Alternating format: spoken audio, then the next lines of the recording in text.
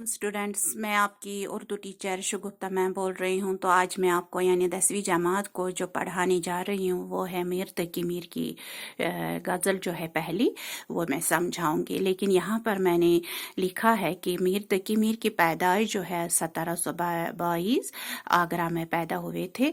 तो जब दिल्ली में हालात ख़राब हुई तो अब फिर उसको लखनऊ आना पड़ा मीर तकी मीर को। तो वफ़ात वहीं पर 1810 ईस्वी में वफात हुई। तो मीर तकी मीर उर्दू गज़ल के बादशाह माने जाते हैं। अगरचे गज़ल में भी उसकी महारत थी, लेकिन उसके साथ साथ मरसिया भी लिखे हैं मीर तकी मीर ने और मसनवियान। तो आज पहली गज़ल मीर तकी मीर की यहाँ पे मैं समझाऊंगी।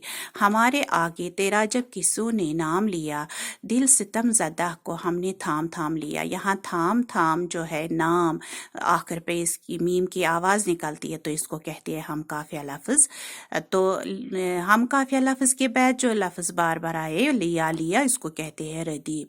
तो उस दौर में दिल्ली में ऐसी ही उर्दू बोली जाती थी। किसो यानी किसी, या कबो यानी कभी, या सीने यानी से, मैंने यानी मैं।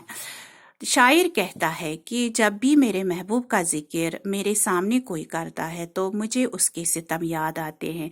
मतलब महबूब ने जो कुछ भी शायर के साथ किया है, दुख तकलीफ़ें दी है, दुख दी है, तो उस वजह से वो समझता है कि जब भी उसका जिक्र कोई करता है मेरे सामने तो उस वक्त में अपने सितम ज़दा दिल को वो थाम लेता है। वह कजरोश न मिला रास्ते में मुझसे कभो, कभो यानी कभी, न सीधी तरह से उनने मेरा सलाम लिया।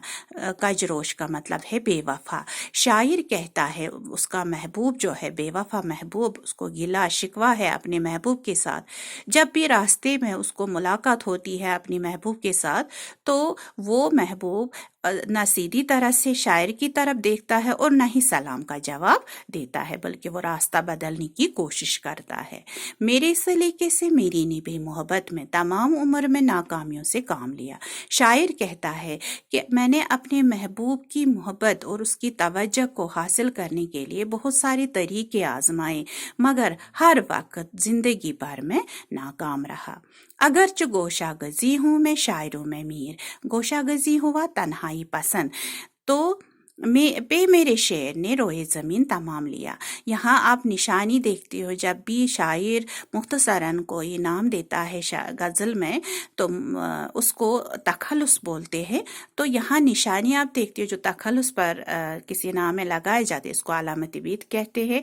और इस पूरे मिसरे को कहा जाता है मक्ता, जिसमें शायर मुख्तसरन अपना नाम दे, और इस मिसरे को कहा जाता है सुन्नत ताला, क्योंकि यहाँ पे सुन्नत ताला का मतलब है जिसमें शायर अपनी ही तारीफ खुद करे। तो शायर कहता है अगर मीर तकी मीर तन्हाई पसंद है, किसी से मिलता जुलता नहीं, कोई उसको जानता नहीं है, लेकिन पे मेरे शेर ने रोए ज़मीन तमाम लिया, मगर उसकी शायरी जो है उसने सारी दुनिया पर अपना सिक्का जमा लिया। यानी सारी हर एक के दिलों में मीर तकी मीर की शायरी बसी हुई है। अगरचे मीर तकी मीर तन्हाई पसंद है, मगर शायरी का खजाना जो है वो हर तरफ मतलब मशहूर है, फैली हुई है मीर तकी मीर की, जिस वजह से लोग उसको पसंद करते हैं। यानी कि उस वजह से, शायरी की वजह से मीर तकी मीर मशहूर हो गए। तो इस तरह से आज पहली गज़ल मैंने मीर तकी मीर की समझाई। उम्मीद है आपको समझ में आई होगी। इंशाल्लाह आगे और पढ़ाऊंगी। तब तक खुदा हाफिज।